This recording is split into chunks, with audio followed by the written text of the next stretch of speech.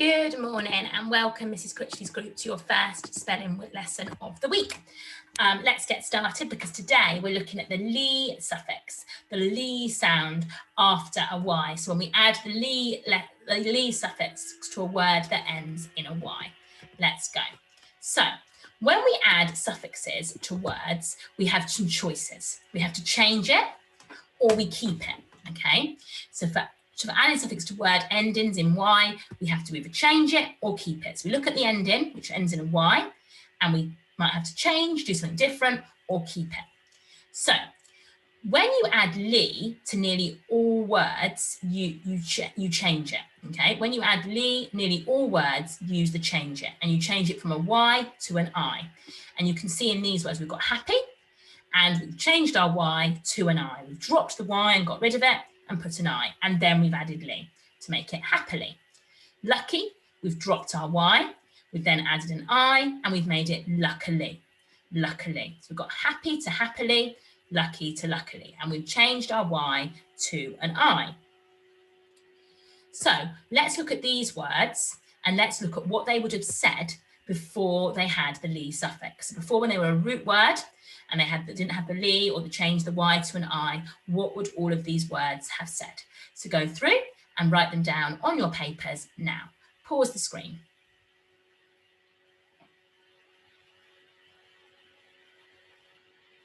Okay, well done. So we've got moodily would have become moody, would have been moody before.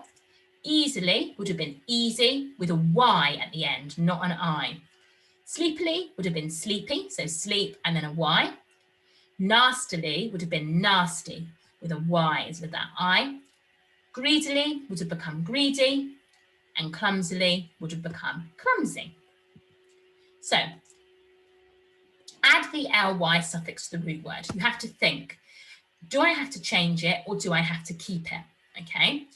Look at that Y. Most words do follow the drop it rule, but there's some that you may have seen in your reading, you may have seen that have that Y as part of a diagraph, which means that you may not need to drop it. If it's making a sound on its own, it's more than likely you're going to drop it. But if it's part of a diagraph, if it's part of another word, part of another sound, you may have to keep it. So let's go through these words one at a time, and you're going to write down how we're going to spell them. So funny, greedy, happy, moody. I want you to turn all of them into ly words. How are you going to spell them? Are you going to drop that Y and change it to an I? What are you going to do? So let's make it funnily, greedily, happily, moodily. Pause me and have a go now.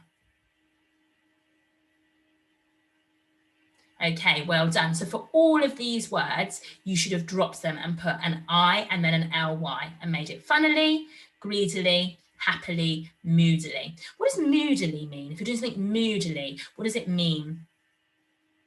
Yeah, you're cross, you're angry, you don't want to be doing it.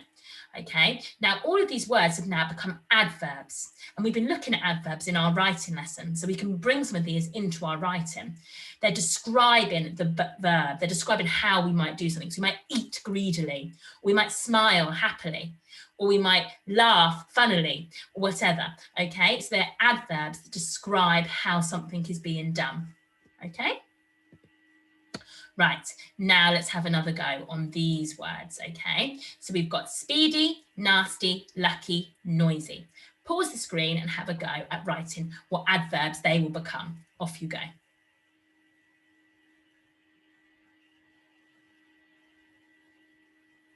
Okay, well done.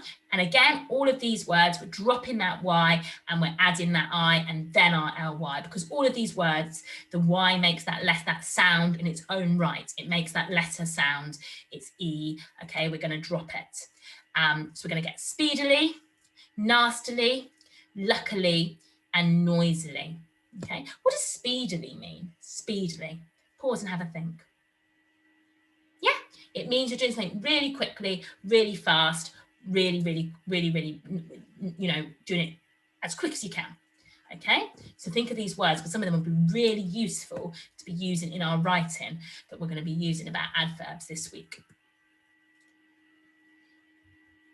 Okay, right, now we have got some words that have got Ys and haven't got Ys. So we're going to have a little think. Do we have to do anything when they haven't got a Y, or do we have to do anything when they have got a Y? So read these words now, check the endings, have a little look. So we've got merry, quick, loud, or angry. We're going to turn them into adverbs, turn them into Lee words, but are we going to do stuff to our endings? Off you go. Okay, well done. So we've got merry is going to become merrily, and we are, because it ends in a Y, we're going to change it. We're going to take it away and add our I. Quickly, we're not going to do anything because it doesn't end in our Y. And also it's got a lonely vowel there, but it's got two friends, so it doesn't need to do anything. Loud, again, it doesn't end in a Y, so we don't have to do anything. It's got a diagraph there for our vowels, so they've got a friend, and it doesn't end in an E. So we don't have to do anything at all. We just add ly to make it loudly.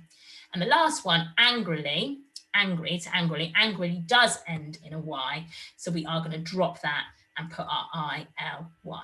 Okay, fantastic. Right, here are some other words. Very few words keep the Y before the ly, but words like shy and coyly do. So they're just words that we need to have a little bit of a think about and just make sure that we remember when we do them. And also some of our words, when we're adding other suffixes, we don't drop the Y because that Y is part of the diagraph, like in play, for example. When we make it playin, we don't drop the Y and add an I because that A, the Y makes the A sound. So here are some words that do follow our rule, and I want you to have a go at picking some of them, turning them into ly words, and then using them in a sentence. Okay, have fun, enjoy, and I'll see you soon. Bye for now.